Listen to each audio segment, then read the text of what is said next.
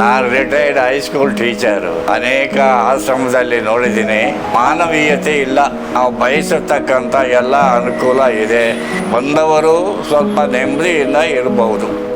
ತಂದೆ ತಾಯಿ ಆಗಿರ್ಬೋದು ಅಥವಾ ಯಾವುದೇ ನಿಮ್ಮ ಫ್ಯಾಮಿಲಿ ಪರ್ಸನ್ಸ್ ಆಗಿರ್ಬೋದು, ಯಾರು ಬೆಡ್ ಕೇರ್ ಆಗಿರ್ತಾರೆ, ಸೊ ಅವ್ರಿಗೆ ಬೇಕಾಗಿರುವಂತಹ ಮೆಡಿಕಲ್ ಫೆಸಿಲಿಟೀಸ್ಗಳನ್ನು ನಮ್ಮಲ್ಲೇ ಪ್ರೊವೈಡ್ ಮಾಡಿ ಆದಷ್ಟು 90% ನಮ್ಮ ಎಫರ್ಟನ್ನು ಹಾಕಿ ಅವರ ಪ್ರಾಬ್ಲಮ್ಸನ್ನು ಸಾಲ್ವ್ ಮಾಡಿ ನಿಮಗೆ ಕಳಿಸ್ಕೊಡ್ತೀವಿ. ವಯಸ್ಸಾದ ತಂದೆ ತಾಯಿ ಆರೋಗ್ಯದ ಬಗ್ಗೆ ಯಾರ ಮಕ್ಕಳು ತುಂಬ ಕೇರ್ ಮಾಡ್ತಿದ್ದೀರಾ, ದಯವಿಟ್ಟು ಈ ವಿಡಿಯೋನ ಕಂಪ್ಲೀಟ್ ಆಗಿ ನೋಡಿ. ಹಾಸ್ಪಿಟಲ್ ವಿತ್ ಓಲ್ಡ್ ಏಜ್ ಅನ್ನೋಂಥ ಕಾನ್ಸೆಪ್ಟನ್ನು ನಾವು ತೊಗೊಂಡು ಬಂದಿದ್ದೀವಿ. ನಾವು ಈ ವಿಡಿಯೋ ಮೂಲಕ ನಿಮ್ಮ ತಂದೆ ತಾಯಿನ ಕರ್ಕೊಂಬಂದು ಬಿಡಿ ಅಂತ ಹೇಳಿ ನಾವು ಪ್ರವೋಕ್ ಮಾಡ್ತಾ ಇಲ್ಲ.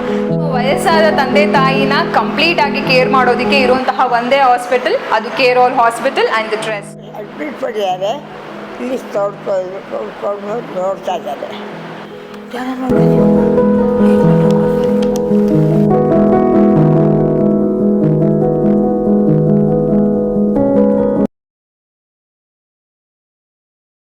ನಾವು ನಮ್ಮ ಹಾಸ್ಪಿಟಲಿನ ಕಂಪ್ಲೀಟ್ ಕಾನ್ಸೆಪ್ಟ್ ಏನು ಅನ್ನೋದು ಹೇಳ್ತೀವಿ.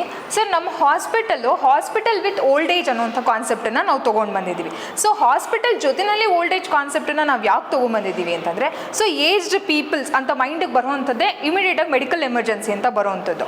ಸೊ ನಾವು ಓಲ್ಡ್ ಏಜ್ ಅಂತ ಅಂದರೆ ನಾವು ಬೇರೆ ಕಡೆ ಎಲ್ಲ ನೋಡ್ತಾ ಇರ್ತೀವಿ, ಲೈಕ್ ಆಶ್ರಮ ಫೀಲ್ ಇರುತ್ತೆ. ಸೊ ಅವ್ರಿಗೆ ಧ್ಯಾನ ಮಾಡಿಸ್ತಾರೆ, ಯೋಗ ಮಾಡಿಸ್ತಾರೆ, ಸೊ ಅವ್ರಿಗೆ ಕಂಪ್ಲೀಟ್ ಫೆಸಿಲಿಟೀಸನ್ನು ಕೊಡ್ತಾರೆ ಅಂತ ಹೇಳ್ತಾರೆ. ಬಟ್ ನಾವು ನಮ್ಮ ಹಾಸ್ಪಿಟಲ್ ಜೊತೆನೇ ಓಲ್ಡ್ ಏಜ್ ಕಾನ್ಸೆಪ್ಟನ್ನು ಯಾಕೆ ತಂದಿದ್ದೀವಿ ಅಂತಂದರೆ, ಸೊ ನಮ್ಮಲ್ಲಿ 24 hours ಡಾಕ್ಟರ್ಸ್ ಅವೈಲೇಬಲ್ ಇರ್ತಾರೆ. ಡಾಕ್ಟರ್ಸ್ ಅಂತ ಅಂದರೆ ಫಿಸಿಷಿಯನ್ ಜೊತೆಗೆ ಎಲ್ಲ ರೀತಿಯಾದಂಥ ಸ್ಪೆಷಲಿಸ್ಟ್ ಡಾಕ್ಟರ್ಸ್ಗಳು ನಮ್ಮಲ್ಲಿ ಅವೈಲೇಬಲ್ ಇರ್ತಾರೆ. ಸೊ ನಿಮ್ಮ ತಂದೆ ತಾಯಿನ ಕೇರ್ ಮಾಡೋದಕ್ಕೆ ನಮ್ಮಲ್ಲಿ ನರ್ಸಿಂಗ್ ಕೇರ್ ಇದೆ, ಮತ್ತು ನಿಮ್ಮ ತಂದೆ ತಾಯಿನ ಹೈಜಿನ್ ಆಗಿ ನೀಟಾಗಿ ಮೇಂಟೈನ್ ಮಾಡಿ ಮತ್ತು ಅವ್ರಿಗೆ ಫುಡ್ಡನ್ನು ಪ್ರೊವೈಡ್ ಮಾಡೋದಕ್ಕೆ ನಮ್ಮ ಹತ್ರ ನಾನ್ ನರ್ಸಿಂಗ್ ಸ್ಟಾಫ್ಸ್ಗಳನ್ನು ಕೂಡ ನಾವು ಪ್ರೊವೈಡ್ ಮಾಡ್ತಾ ಹೋಗ್ತೀವಿ.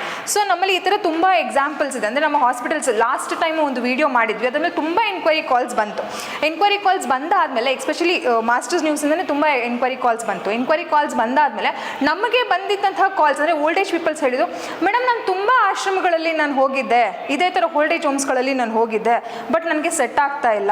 ಒಂದು ಹೇಳ್ತಾರೆ ಊಟ ಸೆಟ್ ಆಗ್ತಾ ಇಲ್ಲ, ಅಥವಾ ಸಡನ್ನಾಗಿ ನನಗೇನೋ ಉಸಿರು ಸ್ಟಾರ್ಟ್ ಆಯಿತು, ನನಗೆ ಸಡನ್ನಾಗಿ ಶುಗರ್ ರೈಸ್ ಆಯಿತು, ಸಡನ್ನಾಗಿ BP ಲೋ ಆಯಿತು, ಇದಕ್ಕೆ ಸಡನ್ನಾಗಿ ನನಗೆ ಮೆಡಿಕಲ್ ಎಮರ್ಜೆನ್ಸೀಸ್ಗಳು ಸಿಗ್ತಾ ಇರಲಿಲ್ಲ ನನ್ನ ಆಶ್ರಮದಲ್ಲಿ ಅಂತ ಹೇಳಿ ಒಂದು ರೀಸನ್ ಹೇಳಿ ನಮ್ಮಲ್ಲಿ ಇವತ್ತು ಬಂದು ತುಂಬ ಜನ ಆ್ಯಕ್ಚುಲಿ ಬಂದು ಅಡ್ಮಿಟ್ ಆಗಿದೆ ಸರ್.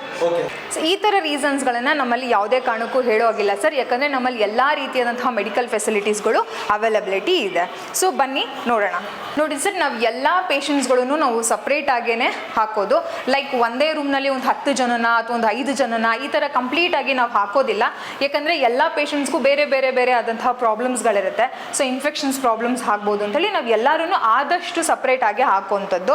ಸೊ ಅಮ್ಮ ಹೆಸರು ಜಯಲಕ್ಷ್ಮಮ್ಮ ಅಂತ ಹೇಳಿ. ಸೊ ಇವರು ನಮ್ಮ ಹಾಸ್ಪಿಟಲಿಗೆ ಬಂದು ಆಲ್ಮೋಸ್ಟ್ 1 month ಆಯಿತು.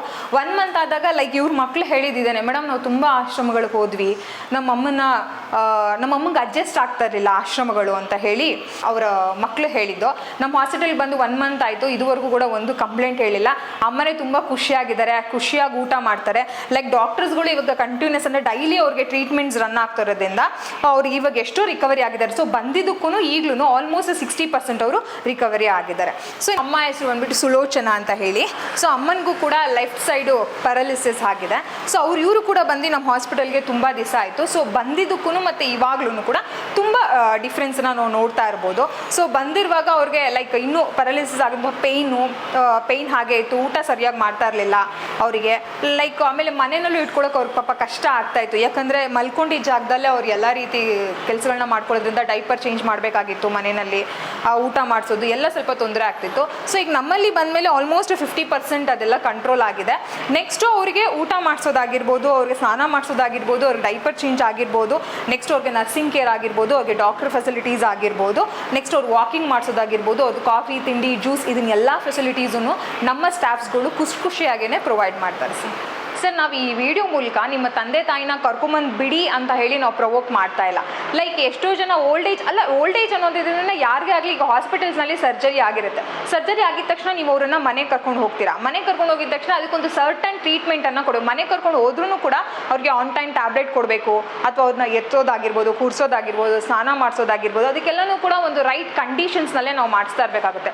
ಸೊ ಮನೆಯಲ್ಲಿ ಕರ್ಕೊಂಡು ಹೋಗಿದ ತಕ್ಷಣ ಅವ್ರನ್ನ ಆ ರೀತಿ ಅಂದರೆ ಸರ್ಟನ್ ಕಂಡೀಷನಲ್ಲಿ ನಾವು ನೋಡ್ಕೊಳ್ಳೋಕ್ಕಾಗದೇ ಇರೋ ಇರುವಂಥ ಪರಿಸ್ಥಿತಿ ಇನ್ನೂ ಜಾಸ್ತಿ ಆಗ್ಬೋದು ಅವ್ರಿಗಿದ್ದಂತಹ ಪ್ರಾಬ್ಲಮ್ಸ್ಗಳು. ಸೊ ನಾನೇನು ಹೇಳೋದು ಅಂದರೆ, ಸೊ ಸರ್ಜರಿ ಆದಮೇಲೆ ಮನೆಯಲ್ಲಿ ಕರೆಕ್ಟಾಗಿ ಅವ್ರನ್ನ ಟೇಕ್ ಕೇರ್ ಮಾಡೋರು ಇಲ್ಲ ಅಂದ ತಕ್ಷಣ ಸೊ ನಾವೇನು ಮಾಡ್ತೀವಿ, ಆ ಥರ ಪೇಷಂಟ್ಸ್ಗಳನ್ನು ಡೈರೆಕ್ಟ್ ನಮ್ಮ ಹಾಸ್ಪಿಟಲ್ಸ್ನಲ್ಲಿ ನಾವು ಅಡ್ಮಿಟ್ ಮಾಡ್ಕೊಳ್ತೀವಿ. ಏನು ಅವ್ರ ರಿಪೋರ್ಟ್ ಇರುತ್ತೆ ಆ ರಿಪೋರ್ಟ್ ಮೂಲಕನೇ ನಮ್ಮ ಡಾಕ್ಟರ್ಸ್ಗಳು ಅವರನ್ನು ಟ್ರೀಟ್ಮೆಂಟ್ ಕೊಟ್ಕೊಳ್ತಾರೆ. ಮತ್ತು ನಮ್ಮಲ್ಲಿ ನರ್ಸಿಂಗ್ಸ್ ವೆಲ್ ಟ್ರೈನ್ಡ್ ನರ್ಸಿಂಗ್ ಸ್ಟಾಫ್ಸ್ ಇರೋದ್ರಿಂದ ಅವರು ಕ್ಯೂರ್ ಆಗೋವರೆಗೂ ಯಾವ ರೀತಿ ಸರ್ಟನ್ ಕಂಡೀಷನ್ಸ್ ಮೇಲೆ ಅವ್ರನ್ನ ಟ್ರೀಟ್ಮೆಂಟ್ ಮಾಡಬೇಕು ಅದೇ ರೀತಿ ಸರ್ಟನ್ ಕಂಡೀಷನ್ಸ್ನಲ್ಲಿ ಅವ್ರನ್ನ ಟ್ರೀಟ್ಮೆಂಟ್ ಮಾಡಿ ಗುಣಮುಖ ಮಾಡ್ತೀವಿ ಸರ್. ಸೊ ಆನಂತರ ನಿಮ್ಮ ತಂದೆ ತಾಯಿ ಆಗಿರ್ಬೋದು ಅಥವಾ ನಿಮ್ಮ ಮನೆಯವ್ರು ಯಾರನ್ನೇ ಆಗಿರ್ಬೋದು ನೀವು ಕರ್ಕೊಂಡು ಹೋಗ್ಬೋದು. ಅವರಲ್ಲಿ ಇರೋಂತಹ ಪ್ರಾಬ್ಲಮ್ಸನ್ನ ಮನೆಯಲ್ಲಿ ಇಟ್ಕೊಂಡು ಇನ್ನೂ ಜಾಸ್ತಿ ಮಾಡೋಕ್ಕೆ ಹೋಗಬೇಡಿ. ಯಾಕಂದರೆ ಅವ್ರಿಗೆ ಬೇಕಾಗಿರುವಂತಹ ಸರ್ಟನ್ ಒಂದು ಟ್ರೀಟ್ಮೆಂಟ್ ಅವಶ್ಯಕತೆ ಇರುತ್ತೆ.